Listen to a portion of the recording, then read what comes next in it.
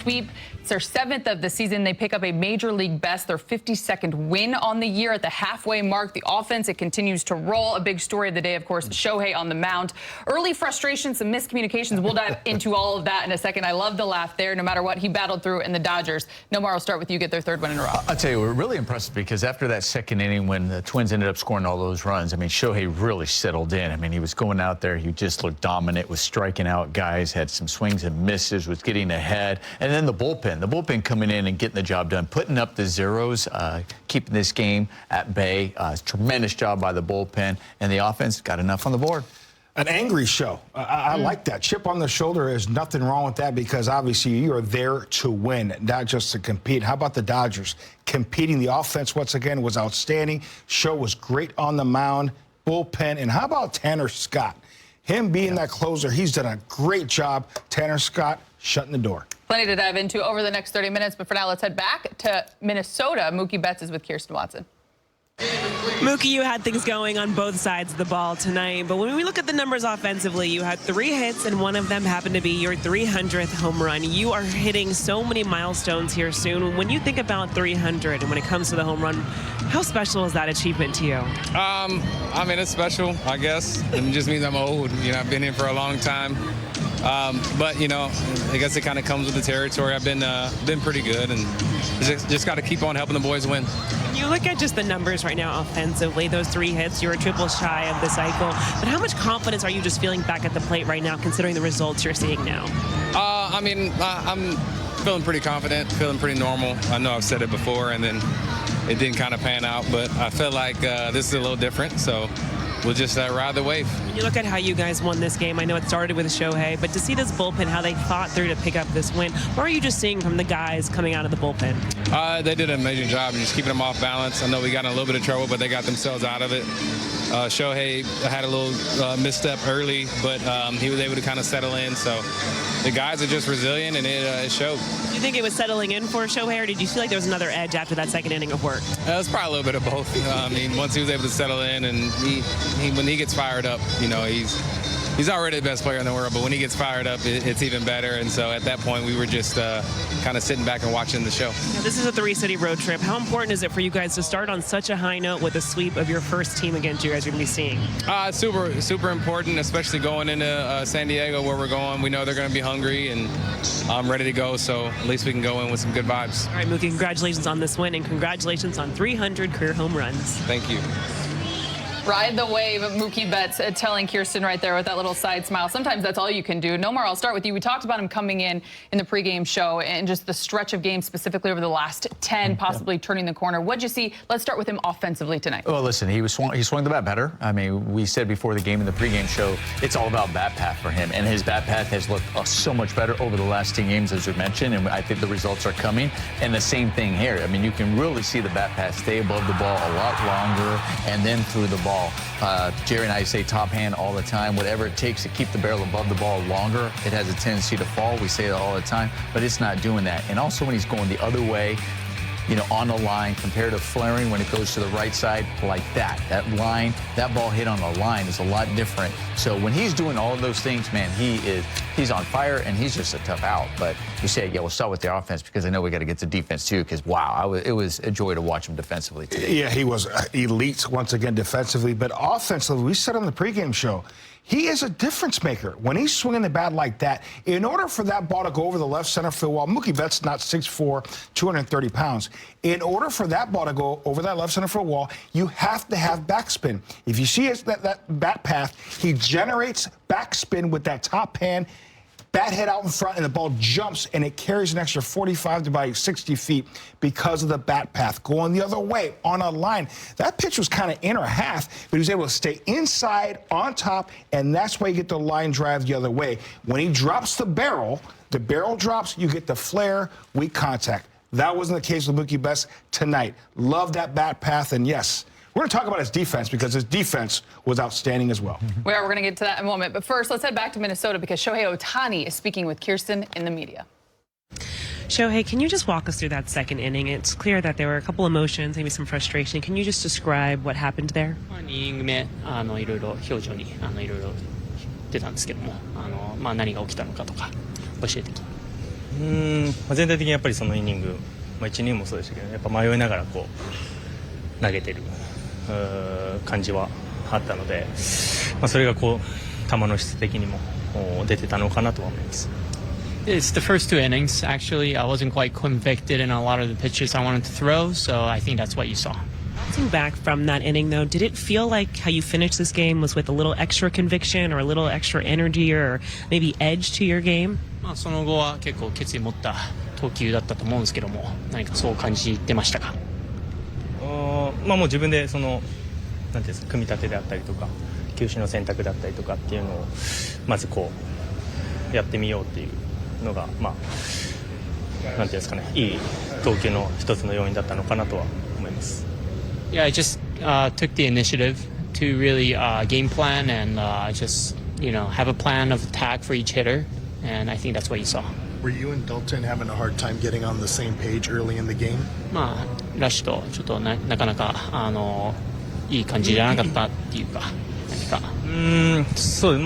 ゲーム前にもね、いろいろミーティングをしますし共有はするんですけど、やっぱそのゲームの中で、組み立てであったりとかっていうのも変わることもありますし、そのバッターの反応であったりとか、なんていうんですかね、どういう感覚で打席に立っているのか、それによって回球もまた変わってくるので、これ一つということではなくて、まずコミュニケーションをしっかり取りながらやらないといけないのかなとは、前回もそうでしたけどね。Yeah, I think we talked through the hitters, pregame meetings, before the game. It's something that we always do, and it's something that it's more of the in-game sort of flexibility, just reading the swings, reading how the hitters really taking the approach during the game that I see where where the adjustment needs to happen. And in that sense, I think we just, I personally realized, we just have to be on a better, on the same page and communicate throughout the game. What happened on the pass ball? Like, what was that a cross up there, or what happened on the pass ball? では何が起きたんですかと、何かサインミスとかそういうことですか？そうですね。変化球とまっすぐ、どっちも出たんですけど、僕は最後の球種をチョイスというかだろうなとは思ったんですけど。ラッシング的にはその動き始めたのが1球目だったので、最初のオフスピードのサインが来ると思ってたっていう、そういう感じだったかなと思います。Yeah, there were two pitches were called. First one was off speed. The second pitch was fastball. To Rush. Rush thought that he was getting an off speed because I started moving after the first pitch was called, but what I had in mind was the second pitch, which was the last pitch, which was a fastball. You pride yourself on separating pitching and hitting. When you have a frustrating inning like the second, how are you able to compose yourself to hit in the third? Did you just channel all your anger in that one at bat? ね、何かそのピッチングと、どうですか？全く関係ないですかね。もうバッター席の中でやることっていうのは決まってるので、そのメンタルがどうのこうのっていうこともないですし、自分がやることやって打てない時もあれば打てる時もあるので、全くそこは関係ないかなとは思ってます。I don't think there's a correlation. The hitting and pitching side of things, I try to keep it separate, and I don't think that had an effect on my hitting. Kirsten in the media. Dalton, I know it was a frustrating second inning. When you look at how just you as well as Shohei were able to reset and get back on track, how would you just describe handling that for yourself personally? Yeah, I thought he did a good job. I didn't do a great job. Start to finish, it was pretty embarrassing. Thankfully, he's as good as he is, and he could take control of a game. Yeah, it was pretty embarrassing. You have so much support, though. I mean, to have the conversations, whether I saw Freddie come up to you, Dave Roberts. I mean, I know that, as you said, today may have felt embarrassing, but to have their support in that conversation, what does that just mean to you? Yeah, it's great. I mean, they always have my back. Once again, it's embarrassing that I need support like that. I'm a grown man. Yeah, it's a pretty tough pill to swallow. Both sides of the ball. It was not a great showing, and hasn't been great as of late, and I'm going to be better. Were you sort of that feeling in the moment there where you kind of like just, in terms of just like as the innings progressing, so then how difficult was it to sort of keep it one thing rolling into another? It's about as difficult as I made it look. You say embarrassing, are you talking specifically about like the pitch calling? Baseball, overall, performance. It's pretty bad. I'm just glad we won. What exactly happened on the process? It's fine. Shohei and I talked about it. It was error on my side, and I messed it up. So. How much are you looking? I'm sorry. How much are you looking forward to tomorrow, just to have a mental reset? It's a full team off day, just to get back and going, because it's an important weekend. Yeah, every off day is great. I think it'll be good. Reset. Forget about what's happened this last month. And like I said, luckily we've won baseball games. I want to get back to doing my part and helping on both sides of the ball. So the early frustrations obviously became a big story of the game. I'll start with you, Jay Hare. The early frustrations, how he was able to get composed, fight through it, and then obviously what he was able to do at the plate after. Well, listen, I love how Sho was completely honest, and this translator, Will, did an outstanding job really kind of conveying what was going on between the pitcher and the catcher, Sho and obviously Dalton Rushing. That's going to happen. That happens throughout the course of a game sometimes. Definitely is going to happen a few times throughout the course of a season. Here, this is we call a cross-up. Dalton Rushing is expecting a breaking ball, something off speed, and obviously Shohei Ohtani throws the fastball, and that's why you see Dalton Rushing missing. You see he looks back confused. I thought I put down a breaking ball, and then Sho said, no. The last pitch you called was a fastball. That's why they have this meeting on the mound. I was going, as I'm moving, that's the pitch I'm going to call. So obviously they weren't on the same page on that particular pitch, and really they weren't on the same page with the challenges. You know, Shohei Ohtani got pretty aggressive, wanted Dalton Rushing to challenge. You see Shohei kind of go to the tag. Hey, that's a strike. Why don't you challenge that? That pitch right there, that's a cross-up, by the way. Yes, Dalton Rushing was able to save it. You see Sho, no, that's a strike. They challenge, and obviously Sho was right. So, again, this is going to happen. Sho throws up to Will Smith a whole lot more than Dalton Rushing, but they got on the same page. It happens. You know, there's going to be some frustration. This is the big leagues. You see Freddie Freeman, a great leader on this team, making sure he talks to Dalton Rushing. You see manager Dave Roberts talk to Dalton Rushing. This happens over a course of a 162-game season. This is going to happen. And you know what? I love that it happens, because sometimes you need to kind of go through some of these type of things to make sure things are ironed out. So if this happens in the postseason, guys are familiar. Hey, we are able to adjust on the spot and a lot quicker. Right, and listen, right now, you know, he is the catcher because of Will Smith being hurt, right? And then when Will Smith comes back, you never know what can happen, and you have your backup, so they have to get on the same page. And Jerry's exactly right. You might have these issues, and when you have these, sometimes you need exposure, because sometimes they're just kind of festering, and sometimes there's things, and this is when they do kind of come to light. It's like, now we can finally get on the same page. You get your point out, I get my point out. Let's go. All right, what are we going to do the next time, and how do we get back on track? SA's question was really good, is how does he control it? But also, the other thing, and we mentioned it, is right after that second inning, Shohei really settled in. He strikes out the side in the third, the fourth. He gets out of some jams, but some help from his defense. But at the same time, the other thing that changed too, he started calling his game. And he even mentioned that in his interview. He started calling the game and say, okay, here's what I want. And whether they weren't on the same page, whether they weren't seeing things the same, that's one thing. So it's the pitcher's game.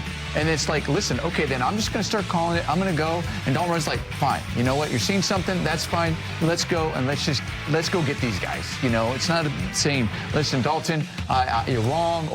But do we still want to keep miscommunicating, or just say, hey, what do you want to throw? You're the pitcher. It's always your game. It's always up to the pitcher. You always see them able to shake off a guy if they don't feel that pitch or want. You see that all the time. Now it's like, hey, he has pitch come. You call it. Let's go. Let's get these batters. Here's another thing, and I want fans to realize this happens quite a bit. Yeah. When a pitcher is feeling a certain way, okay, I feel this is my game.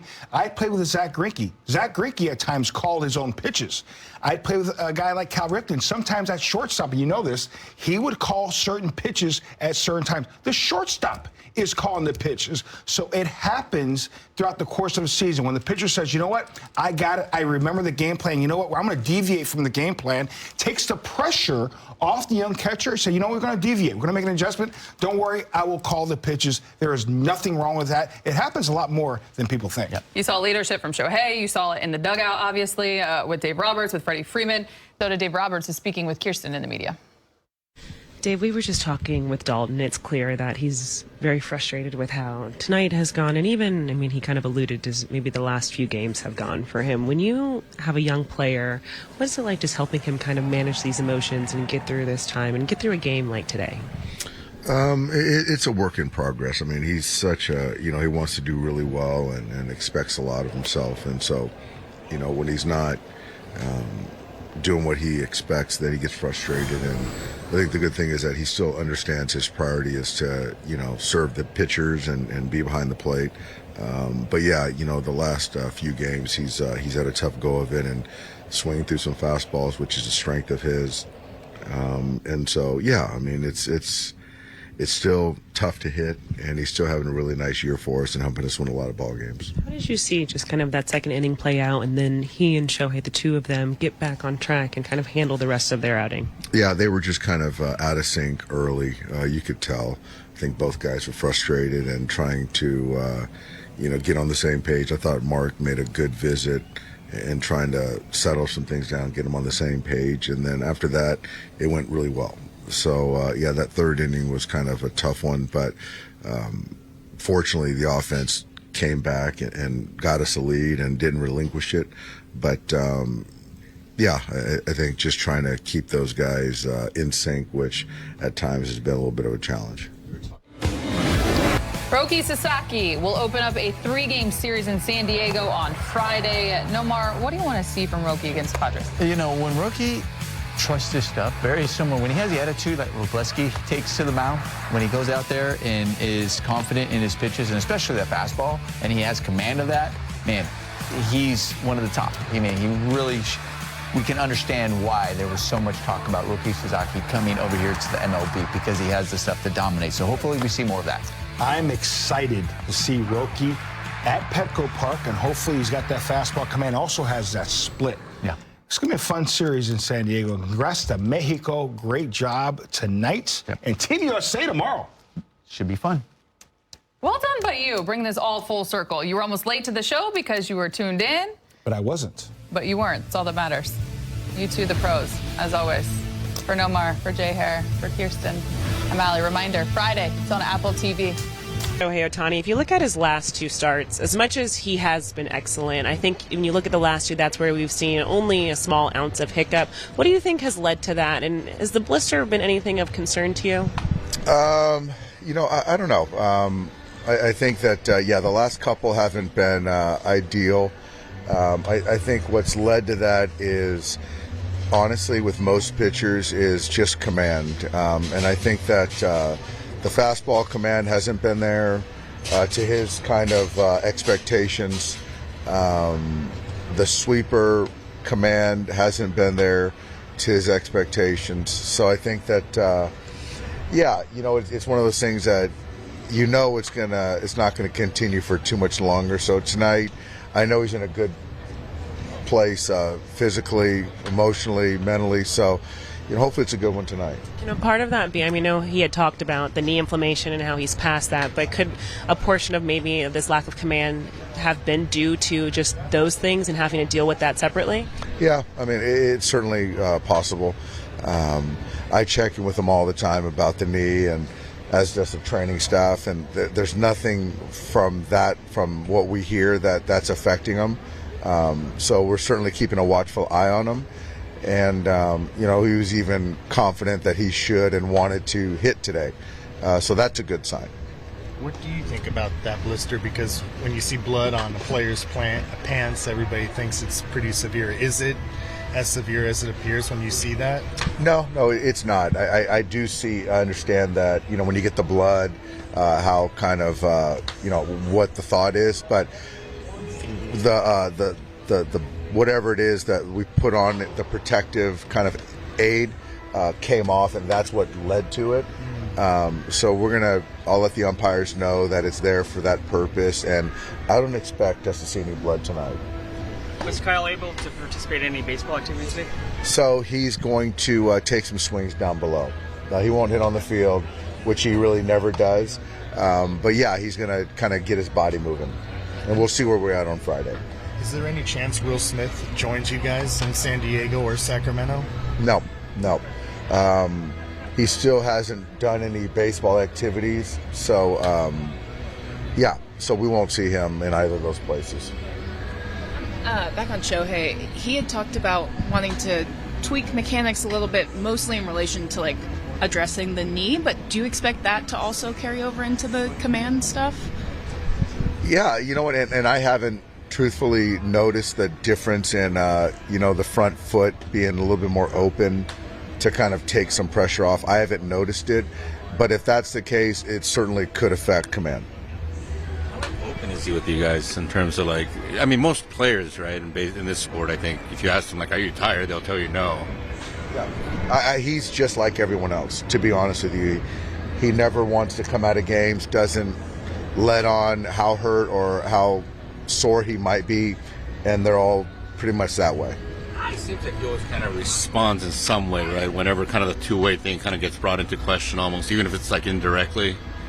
He gets sensitive to taking away that superpower. So he takes pride in it. He prepares for it, and so he wants to be a two-way player and be elite, and that's what he is. So yeah. When people try to take that away or give him an out, he doesn't want to hear that. Can you tell like when he's mad at you? Pretty respectful, right? I mean, it's just. I don't think he's been mad at me yet, so we'll see. We'll see if I can keep that streak going. Did you hear about Pedro Martinez's new nickname for Justin Robleski after last night? No. He said the Dodgers have a lot of great whites in their rotation. Justin Robleski is a shark. All right, there you go, Petey. Very well done. All right, yeah, we'll leave it at that. Well, that's a mic drop. That's good. That's fine. Great. A lot of your players have been calling him the Shark. Will you call him the Shark tonight? Yeah, we got Big Daddy and we got the Shark. So yeah. I'm gonna call him the Shark. Yeah, I'm gonna use that. That sounds good. I'll use it. With Tucker out, how nice has it been to have a guy like Alex Call, somebody you're familiar with, to step in and pick up where he left off? It's been great. Alex is such a good guy to have on the team. Knows his role. He's dependable. He prepares. And so, when you lose a guy like Kyle for whatever period of time to, fill in with Alex, you don't lose much. You really don't, if anything. I love his energy. And it just kind of worked out. He's back home playing, in front of his home fans and showing out and playing well. So happy for Alex. How did your round of golf go this morning? Just okay. Great golf course. I played at Interlaken, which is a great club, and I shot 89. So it was a good day. Today was a good day. Now we just got to get a win tonight. Dave, just going back to the offense, with Mookie Betts, for him to be, you look at his last 10 games, I believe he's batting over 300. For him to just be steadily increasing the average, getting back on track, what stands out most to you about just where he's at offensively? What stands out with Mookie? I don't know. I think it's a good question. I think hits are falling now. I think that's something. I think that there's just more confidence in there when he gets into the batter's box. I was going to say he's pulling the ball more, which I think he is, but he got a couple hits the other way last night. But I just think that they're starting to fall for him now. Do you see just the sense of relief that he has now that the average is above 200? I do. Yeah, I think he's tired of waving at guys at first base, and so now he can be the recipient when he's on first base. So that's been good for him, yeah. Snell threw off the mound when you guys were back at home 10 pitches. Has he thrown another one off the mound? He's got a 15-pitch fastball-only bullpen on Friday at Dodger Stadium. Is he getting closer to facing hitters? I don't think so. I think it's probably 4 bullpens, and then we can talk about that. With the standings and where you guys are at, 9 games over San Diego, 10 over Arizona. You guys obviously play the long game, but did the standings this year lend itself more to that, to play it safer with guys like Smith, Tucker, Snell? I don't think so. I think that, you know, if Blake or Glass or Will was in that same boat and it was a different, you know, look in the standings, I think we'd play it the same. I really do. It's just fortunate where we're at right now, but there's still a lot of baseball left. But I don't think we would do much different. No. Dave, you're playing here in June. 2 years ago, you were here in April. Is that more real Minnesota? That early April baseball weather? God. Well, this is much more preferable. I'm telling you, when the weather's good here, there's not many better places to be. So tonight should be a great crowd. It's a great ballpark. So they can have, you guys can have April here. Bottom line, they got on the same page. They got the job done. Yeah, you learn from this, you move forward. Here's what's ahead on the Dodgers calendar.